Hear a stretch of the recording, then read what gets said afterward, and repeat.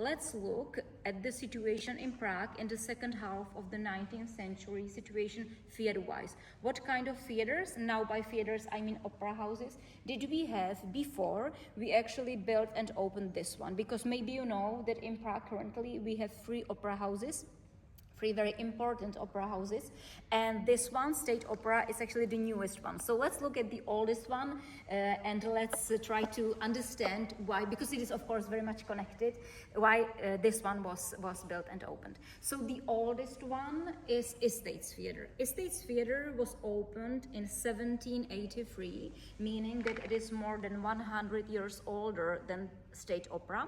Estates Theatre, I'm not sure if you know which one it is. It is classicist theatre. It is very close to the Old Town Square, and it is a very, very important theatre because it is the only standing theatre in the whole world that Wolfgang Amadeus Mozart conducted in, which is very, very important, of course.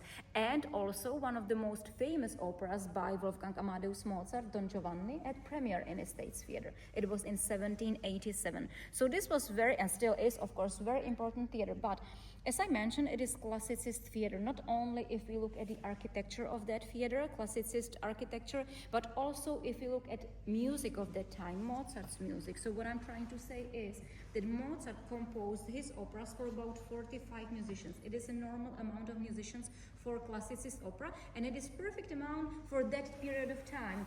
Estates Theatre is way smaller. Orchestra pit of Estates